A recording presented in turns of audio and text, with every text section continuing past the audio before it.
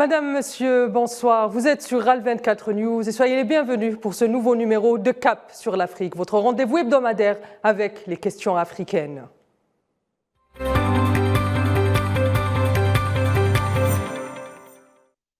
Madame, Monsieur, bonsoir encore une fois et merci de nous accompagner comme chaque samedi pour Cap sur l'Afrique. Nous allons nous pencher sur un sujet d'actualité, le 36e sommet ordinaire de l'Union africaine qui se tiendra au siège même de l'organisation à Addis Abeba le 18 et 19 février. Avec à l'ordre du jour les questions allant de la gouvernance politique, financière et énergétique du continent à la réforme du Conseil de sécurité de l'ONU. Mais avant de nous intéresser au futur, on va d'abord nous pencher sur l'année qui vient de s'écouler, avec à la tête de l'Union africaine Macky Sall comme président. Il passera bientôt le flambeau à son homologue, le président comoréen Azali Assoumani. Et pour en parler, j'ai le plaisir d'être accompagné de Khadim Domba Diane, économiste, enseignant-chercheur à l'université Cheikh Anta Diop de Dakar. Et aussi Prince Koya, politologue spécialiste des questions africaines qui nous rejoint depuis Paris.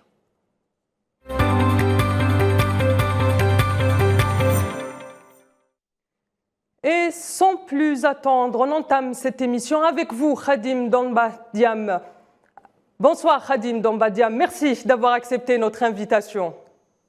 Merci beaucoup, c'est moi qui vous remercie encore. À son arrivée à la tête de l'Union africaine, Macky Sall a reçu, on peut le dire, une patate chaude entre les mains. Et le contexte mondial et régional est venu rendre une tâche déjà ardue encore plus compliquée. Quelles étaient les ambitions premières de Macky Sall lorsqu'il a pris la présidence tournante de l'Union africaine?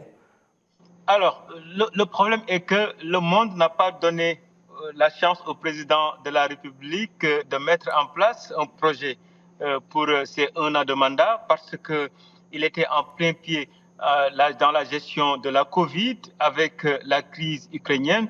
Donc, sa mission, c'était d'essayer d'amortir le choc dû à l'impact de la Covid sur les économies africaines, mais aussi l'impact, les effets alimentaires de la guerre russo-ukrainienne. Donc, je pense qu'il a pris l'Union africaine, mais à un moment extrêmement difficile. Donc, sa mission, c'était d'essayer de tout faire pour sauver les pays africains qui commençaient à ressentir les stigmates, les brûlures de ces 2 crises successives, parce que jamais le monde n'a connu 2 crises successives. C'est-à-dire qu'il n'y a pas d'espace. Et donc, en tant que président, il a essayé d'apporter le maximum de solutions, mais à des crises extrêmement compliquées. Merci. Je passe à Prince Koya. Bonsoir, Prince. Merci de nous accompagner pour ce cap sur l'Afrique. Vous m'entendez, Monsieur Prince Koya? Je reste avec vous, Khadim. Et justement, vous avez commencé à parler de la crise en Ukraine, la guerre en Ukraine. La guerre en Ukraine a-t-elle été le déclencheur de la présence sur la scène internationale de Macky Sall? Mais oui, il avait commencé dans un premier temps, quand il a pris le témoin de l'Union africaine, d'essayer de reparler de la dette africaine. Parce que pendant la Covid, les pays africains faisaient face à une difficulté majeure, c'est-à-dire que personne ne pouvait imaginer l'ampleur des dégâts causés par la Covid. Donc les pays africains qui avaient un niveau d'endettement très élevé avaient besoin de ressources financières pour s'en sortir. Et là, ils avaient même commencé à négocier avec le Fonds monétaire international pour en fait être accompagnés, surtout sur les DTS. Et avant la fin de cette Covid-là, avant le règlement de l'endettement, du problème d'endettement qui était extrêmement compliqué, vous voyez que le Ghana est aujourd'hui en défaut de paiement et il y a beaucoup de pays africains qui souffrent d'un niveau d'endettement très élevé. Et c'est là où la crise ukrainienne est apparue. Et donc, il fallait aussi aider les pays africains qui dépendent d'une grande partie des denrées venant de l'Ukraine, mais aussi l'impact de la guerre sur le prix du pétrole. Justement, l'impact de la guerre en Ukraine sur la souveraineté alimentaire en Afrique est ma prochaine question. Et je pense que Prince Koya nous a rejoint. Bonsoir, Prince Koya. Bonsoir Merci. à tout le monde. Merci d'avoir accepté notre invitation et de nous accompagner durant ces 26 minutes. Prince, la guerre en Ukraine, justement, qui a engendré, on le sait, des conséquences à la souveraineté alimentaire africaine directe. Macky Sall s'est rendu alors directement à Moscou. Comment pouvons-nous évaluer cette démarche en vue de la conjoncture de la guerre en Ukraine et du fait que l'Ukraine et la Russie soient les premiers livreurs de denrées alimentaires, enfin de blé en Afrique? Oui, évidemment. C'est quand même, je commencerai par dire, c'est quand même dommage que le président de la conférence des chefs d'État de l'Union africaine, donc la plus haute instance de notre continent et donc de l'UA, aille, on va dire quelque part, demander du blé pour le compte de tous les pays africains. Bon, après, tous les pays africains ne sont pas consommateurs de blé, et puis on aurait pu se prémunir justement des conséquences d'une telle guerre avec les terres arables que nous avons chez nous. Malheureusement, l'Afrique globalement n'est pas proactive, c'est-à-dire que nous ne produisons pas toujours ce que nous consommons et nous sommes donc spécialisés dans des exportations agricoles qui n'ont très souvent rien à voir avec les produits consommés localement. Donc, on a simplement payé les politiques agricoles que nous avons menées, on va dire, depuis les époques des années 1960. Et puis, il faut dire que la souveraineté alimentaire, comme son nom l'indique, ne vous est pas accordée par les autres. Donc, on ne va pas voir les autres pour avoir la souveraineté alimentaire. La souveraineté alimentaire, c'est la capacité de l'État à s'autonomiser, à élaborer les politiques agricoles, à même de lui garantir une certaine autosuffisance alimentaire dans les produits de base, dans les produits élémentaires. Donc, on ne va pas être surpris pour se trouver à aller demander du blé à la Russie, à l'Ukraine. La démarche, personnellement, je ne l'ai pas perçue de manière positive. Cela montre encore l'image d'un continent africain, notamment sa plus haute autorité à cette époque, notamment Macky Sall, allait demander du blé, alors que beaucoup d'autres continents souffraient. Mais effectivement, c'est une démarche vitale, on va dire, parce qu'effectivement, dans certains pays africains, notamment l'Éthiopie, on avait besoin de ces grains. Mais dans la plupart des pays, c'était quelque part aussi une formidable occasion pour amorcer une transition vers la consommation des produits locaux et le développement, pourquoi pas, de nouvelles farine pour faire du blé et donc pour faire des produits alimentaires de base en Afrique. Donc c'était peut-être une solution d'urgence trouvée, mais qui pour moi ne doit plus jamais être une solution pérenne pour avancer véritablement vers la construction d'une souveraineté alimentaire propre aux Africains sur la base des produits que nous avons localement, et cela est possible. Très bien. Donc, pour vous, il est question d'une réponse d'urgence qui était nécessaire, mais qui démontre aussi l'urgence de passer vers l'agriculture et vers la souveraineté alimentaire réelle. Et je pose la même question à Khadim. Khadim, comment évaluez-vous le déplacement du président de l'Union africaine en Russie autour de cette question? Alors, ce qui est important, c'est que l'Afrique était face à une urgence. Il fallait trouver une réponse immédiate. Donc, c'est vrai, comme l'a dit Yoka tout à l'heure, il faut aller vers la souveraineté alimentaire. Maintenant, comme c'est une guerre qui est venue après une crise de la Covid, la production n'est pas là. Beaucoup de pays africains n'avaient pas de sécurité même alimentaire avant de parler de souveraineté. Donc, de deux choses l'une, ou qu'on négocie pour permettre à certains pays d'avoir une sécurité alimentaire afin de sortir de la crise. Maintenant, ou c'est de dire que oui, allons, essayons de voir comment faire pour trouver des solutions endogènes qui peuvent prendre du temps et que les conséquences maintenant ne vont pas attendre. Maintenant, je pense qu'on va tendre vers cette sécurité et cette souveraineté alimentaire, mais je pense que c'était nécessaire. Je ne dis même pas pour l'Afrique, mais pour le monde. Et vous voyez que quand on a créé des brèches pour permettre à l'Ukraine d'acheminer son blé, ce sont les pays développés qui l'ont acheté, la Turquie, la Chine, d'autres pays. Les pays africains ont une part très marginale de la libération de ces produits, même si le président de l'Union africaine a participé sur les négociations. Mais c'est le monde qui avait besoin des ressources alimentaires venant de l'Ukraine, parce que le monde a une production alimentaire et une consommation alimentaire. Donc, on a besoin de changement, on a besoin de se basculer vers une souveraineté alimentaire. Ça, c'est une politique pour chacun des pays africains. Mais le président de l'Union africaine, lui, ce qui l'intéresse, c'est quoi? Comment faire pour accompagner le continent qui traverse deux crises successives, mais deux crises qui ont impacté qui ont impacté négativement sur leurs économies, sur leur production. Parce que n'oubliez pas, avec la Covid, les gens n'avaient pas les possibilités de produire. Et la conséquence de cette baisse de la production. On va passer à une autre crise. Prince Koya, il y a eu une autre question qui a été importante cette année, le stress énergétique et surtout le stress hydrique qui a maximisé les tensions pour le contrôle justement de cette ressource hydraulique. Comment l'Union africaine a géré ce dossier, notamment autour du barrage de la Renaissance? À votre avis? Écoutez, l'Union africaine, dans les objectifs principaux, doit garantir quand même la paix entre les États membres, garantir aussi l'intégration économique. La question du barrage, effectivement, devait permettre à l'Éthiopie et même aux pays de la zone de pouvoir donc obtenir ce qu'on appelle donc l'indépendance énergétique, donc par l'exploitation du fleuve, donc notamment le Nil.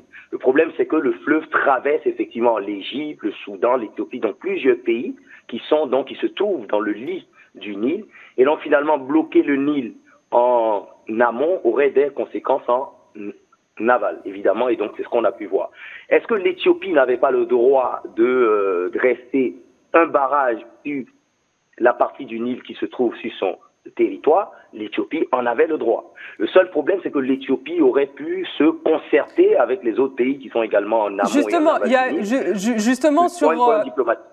Justement, sur la concertation de l'Éthiopie avec les autres pays, on sait qu'il y a notamment la médiation politique algérienne, mais aussi la médiation technique sud-africaine. Donc, il y a eu une démarche afro-africaine qui a été mise en place autour de cette question.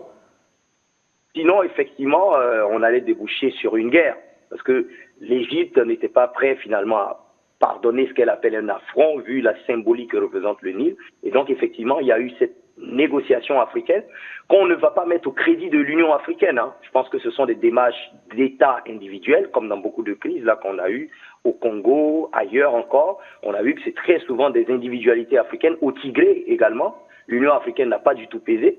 C'est très souvent des puissances extérieures, notamment la Russie, les États-Unis et quelque part le Kenya, qui ont eu à peser de leur poids finalement selon les intérêts également qu'ils avaient dans la région pour faire cesser les armes. Donc il faut quand même reconnaître que la diplomatie de l'UA dans les crises, dans les conflits africains, à l'instar de ce que vous venez de citer tout à l'heure, cette diplomatie est assez atone et ça ne date pas simplement des guerres d'aujourd'hui ou d'hier.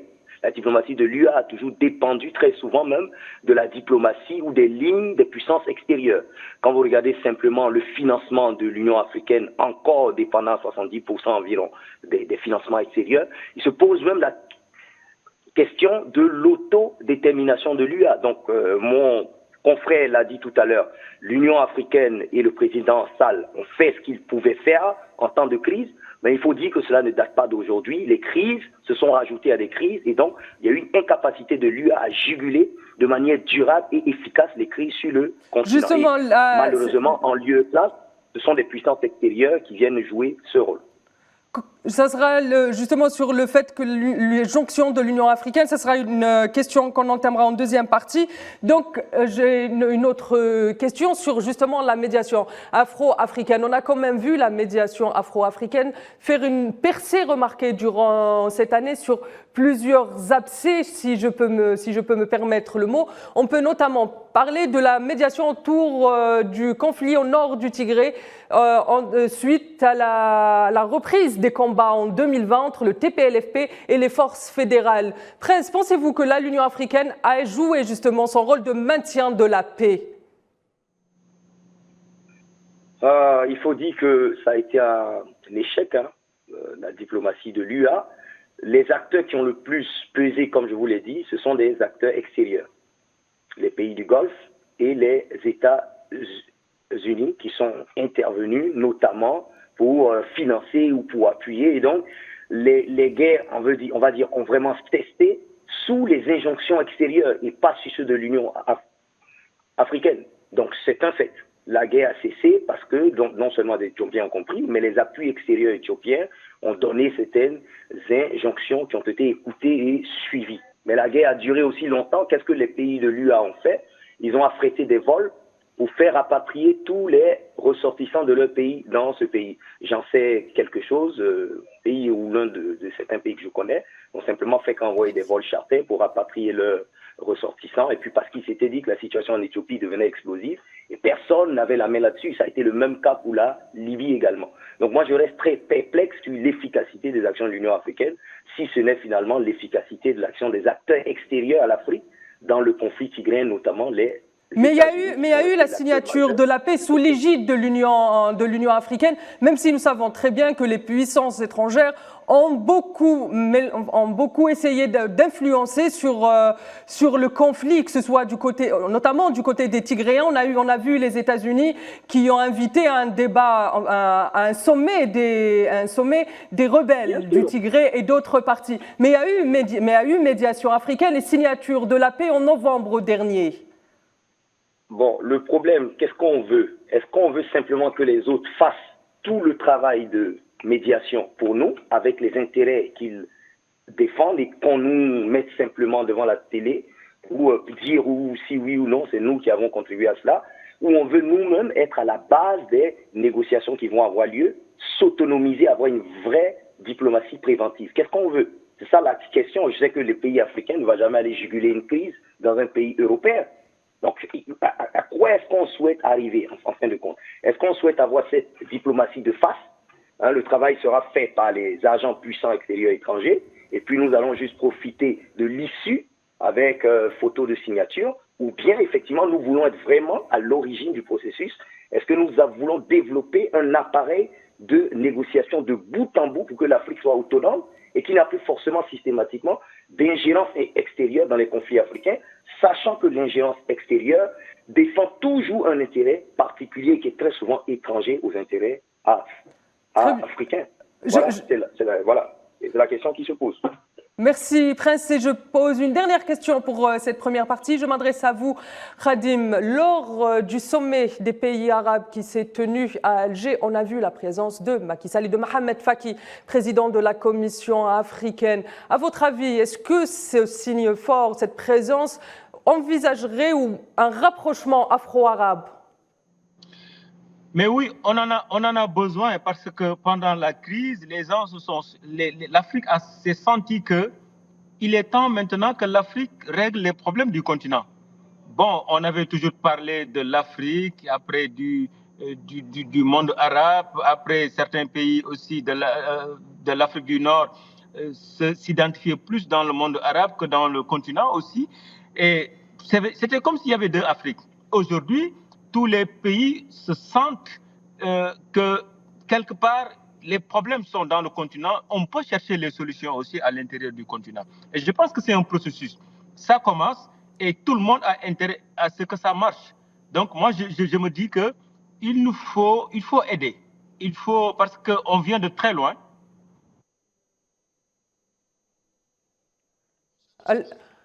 Prince, je vais enchaîner avec vous parce qu'on a un souci avec Khadim. Sur la même question, est-ce qu'un rapprochement afro-arabe est-il envisageable aujourd'hui entre l'Afrique et le monde arabe, justement? Pour parler du monde arabe globalement, les relations n'ont jamais cessé, on va dire, d'avoir avec les pays d'Arabie et du Golfe, avec justement les prêts au titre de la finance islamique. On n'a jamais cessé avec la BID, la BADEA, donc qui sont des banques qui financent sous le signe de la finance islamique et des soukouks.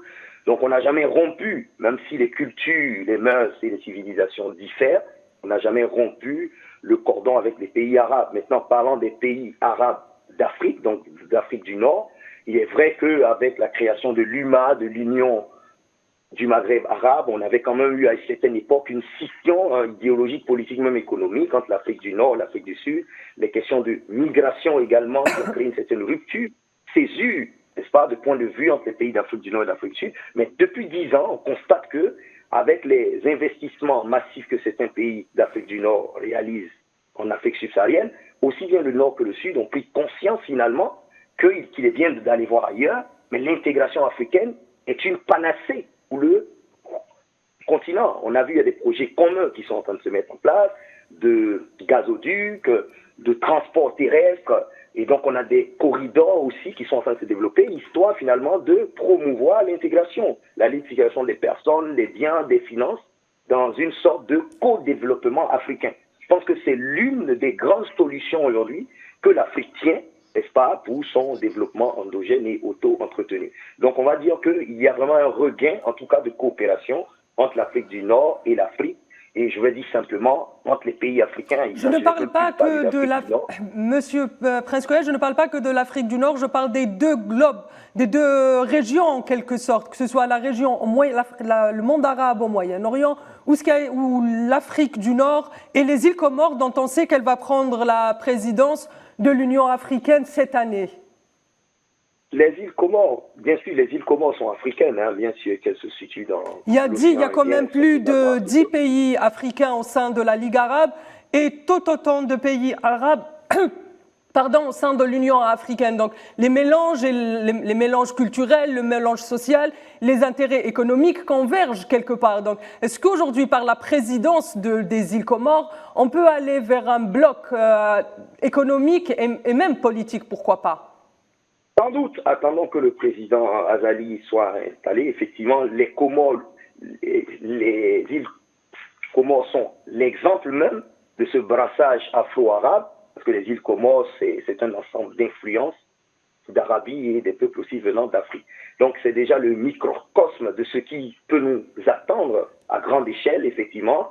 Une accentuation, je vous l'ai dit, les contacts existent déjà, vous en avez cité certains au niveau diplomatique, j'ai cité quelques-uns au niveau financier. Les contacts existent depuis près de 10 ans et se sont intensifiés. Maintenant, est-ce que nous allons basculer des relations traditionnelles afro-européennes qui étaient exclusives, ou est-ce que l'Afrique va voir dans le monde arabe un nouveau partenaire, et est-ce que de la même manière, le monde arabe va voir dans l'Afrique un partenaire stratégique, non pas simplement pour signer des accords dont les effets se font simplement attendre au fil des années, ou bien on va vraiment aller basculer dans une relation gagnant avec des projets concrets mis sur la table d'intégration, de libre circulation.